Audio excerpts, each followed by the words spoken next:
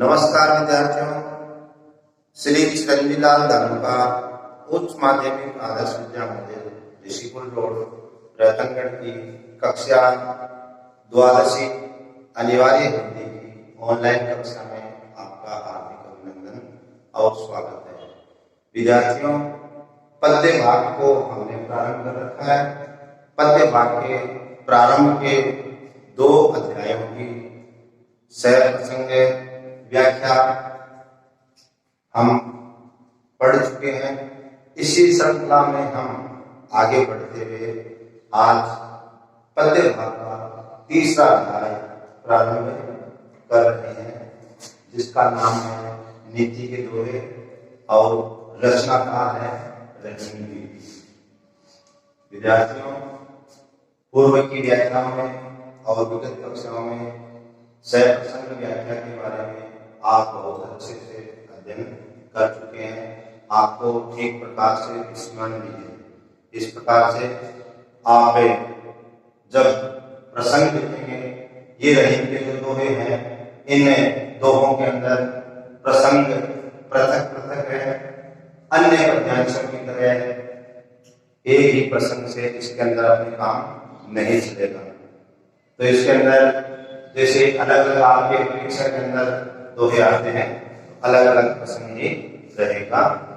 प्रसंग के अंदर आपको पता ही है पाठ का नाम, रचनाकार का नाम और उसमें वो हमें क्या समझाना चाहता है, इसका उल्लेख करते हैं। आइए पहले दोहे का अपने प्रसंग पढ़ते हैं।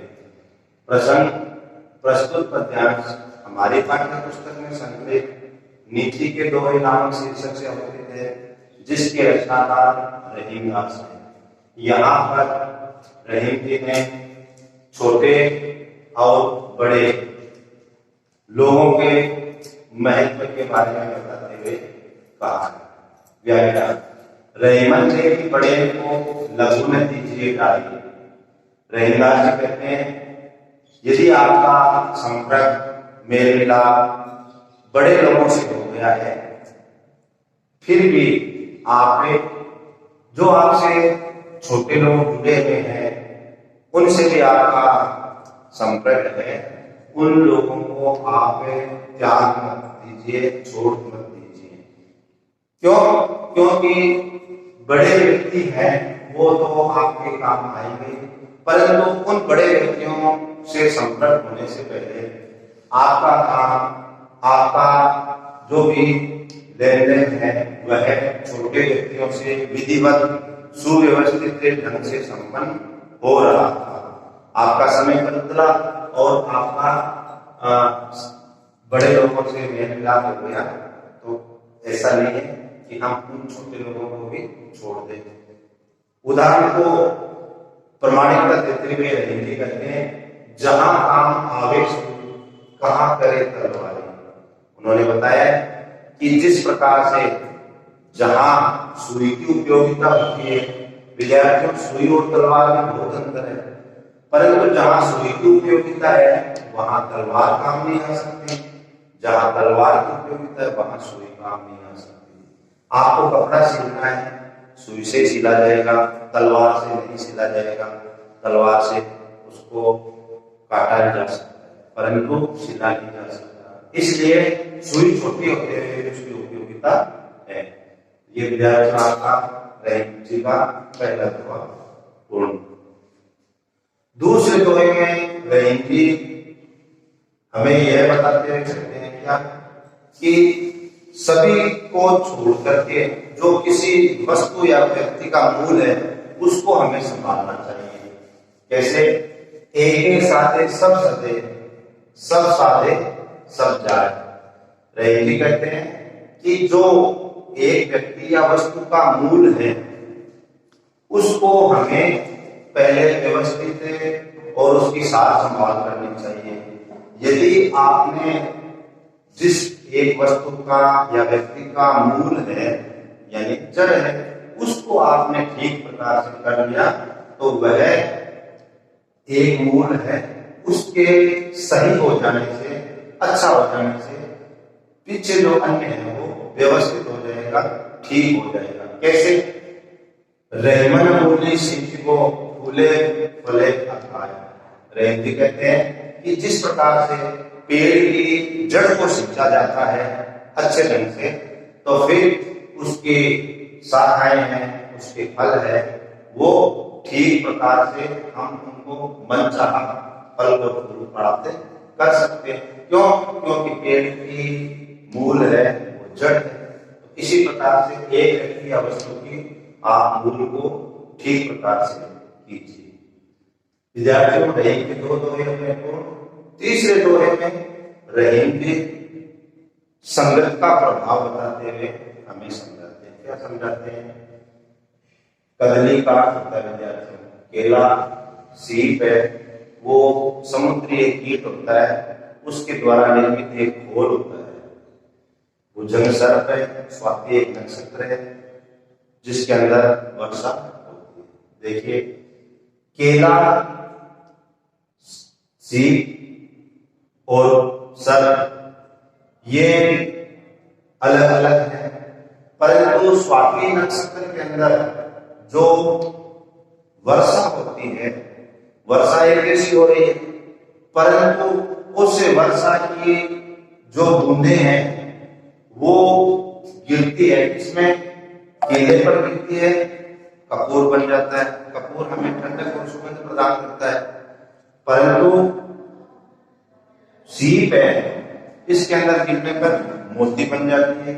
परंतु यही स्वाति नक्षत्र के अंदर बरसात की बूंदे जो यदि किसी सर्प के मुंह में गिर जाती है तो वो विष का रूप धारण कर लेती है, यानी जहर बन जाती है। आगे कहते हैं, जैसी संगति बैठिए तैसो ही फल दिए। रहती कहते हैं, आप जैसी संगत करेंगे वैसे ही आपके व्यक्तित्व का निर्माण हो जाएगा। कहने का तात्पर्य विद्यार्थियों, हम अच्छे संगत करेंगे, अच्छे बनेंगे, बुरी संगत करेंगे, बुरे बनेंगे। कदली और सीप और भुजंग के उदाहरण से रहीम जी ने अपनी प्रमाणिकता सिद्ध की है। जो हमारा चौथा दोहा है रहीम जी का, उसके अंदर उन्होंने बताया है कि व्यक्ति को जब काम पड़ता है किसी से तो क्या होता है, उसका व्यवहार बहुत व्यवस्थित हो जाता है, और जैसे उसका काम संपन्न हो जाता है उस व्यक्ति का व्यवहार एकदम विपरीत हो जाता है। उस पर हमें समझाते हुए कहते हैं, क्या कहते हैं? काज करे कुछ और है, काज सवे कुछ और। काज का काम, रहीमदास जी कहते हैं, हमें किसी व्यक्ति से काम है, हमारा व्यवहार बहुत शालीन, सौम्य और व्यवस्थित हो जाएगा, परंतु जैसे ही उस व्यक्ति से हमारा काम संपन्न हो गया, अब हमें पता है इससे हमारा कोई लेन देन नहीं है, तो हमारा जो व्यवहार पहले अच्छा, व्यवस्थित, सौम्य और प्रशंसनीय था, वही व्यवहार हमारा है पूरा विपरीत हो जाता है। अर्थात हम उसकी आलोचना करने लग जाते हैं, निंदा करने लग जाते हैं, बुराई करने लग जाते हैं, और यहाँ तक कह देते हैं कि हम इस इंसान को जानते तक नहीं है। यानी वर्तमान परिस्थितियों की स्वार्थी भाव पर पहला प्रहार करते हुए कहते हैं। कैसे? अपनी बात को प्रमाणिकता देते हुए क्या कहते हैं? रहीमन बमरी के नदी सिरावत मोर। जैसे विद्यार्थियों, गौरी शब्द प्रयोग हुआ है, और वर्तमान में आजकल हम अपनी सुविधा के लिए चौरी शब्द का प्रयोग करते हैं। जब विवाह होता है तो वधु पक्ष की तरफ से वहां पर ये व्यवस्था की जाती है, और दूल्हा दुल्हन के इस गौरी के से अग्नि के फेरे लेते हैं इसके साथ। परंतु गौरी के फेरे ले लिए, उन्होंने अपना इससे काम निकाल लिया, फिर क्या करते हैं? नदी सिरावत मोर, और इसी को जिस गौरी के साथ में साक्षी मान करके और वो अपने जीवन साथी बनते हैं, उनका काम संपन्न हो गया, फिर क्या करते हैं? उसको नदी के अंदर बहा देते हैं। क्यों? क्योंकि उनका काम सिद्ध हो गया है, उन्हें उसकी कोई उपयोगिता ही नहीं है, और यहाँ तक उसको बहा दिया, उसका अस्तित्व इस धरती से मिटा दिया। तो स्वार्थी व्यवहार की और संकेत करते हुए रहीम जी ने समझाया है। अंतिम दोहे में विद्यार्थियों, रहीम जी ने संगत का साथ में अपने आप को निष्कलंक रखने का भाव प्रकट करते हुए कहा है। क्या कहा है कि जो रहे उत्तम प्रकृति का करी सकत कुसंग। सकत का मतलब सकते हैं, उत्तम मतलब अच्छी, प्रकृति मतलब व्यवहार। रैदास जी कहते हैं कि जो लोग अच्छी संगत में रहते हैं, जो लोग अच्छी प्रकृति वाले हैं, यानी अच्छे गुणों से युक्त हैं, सत्संगति वाले हैं, उनका बुरी संगत वाले कुछ भी नहीं कर सकते। अच्छी संगत वालों का, अच्छे व्यवहार वालों का बुरे व्यवहार वाले कुछ नहीं कर सकते हैं। क्यों? क्योंकि वो अपने अच्छे व्यवहार पर अडिग है। कुशल वाले कितना ही उस पर छोड़ कर लो भले, वो उसको अंश मात्र तक प्रभावित नहीं कर पाएगा। कैसे नहीं कर पाएगा?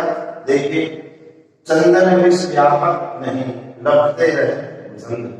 आपने देखा होगा कि चंदन की भिन्न भिन्न खुशबू से सर्प आकर्षित होते हैं और आनंदित होकर के और चंदन की वृक्षों में लिपट जाते हैं, झूमने लगते हैं, मस्ती करने लग जाते हैं। और अपने को विदित है कि सर्प है वो जहरीले होते हैं, परंतु विद्यार्थियों ब्रह्मजी ने समझाते हुए कहा है कि चंदन के वृक्षों में भी सर्प लिपटे रहते हैं, वो आनंद में उसके पुकारते भी हैं, उसको अपने जीविया से चाटते भी हैं, परंतु चंदन के वृक्ष में सर्प का विष वो व्याप्त नहीं हो पाता है। क्यों?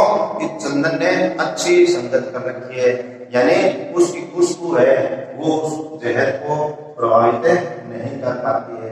कहने जाते हैं सांप चाहे चंदन के वृक्ष कितने निपट जाओ, परंतु चंदन की खुशबू है वो समाप्त नहीं होती है। इसी प्रकार से अच्छी संगत वाला व्यक्ति है, वो कितने ही समय तक बुरी संगत में रहो, यदि वो अडिग है तो वह उसको प्रभावित नहीं कर सकते हैं। इस प्रकार से विद्यार्थियों, ये रही के नीति के दोहे आज हमने अध्ययन किए।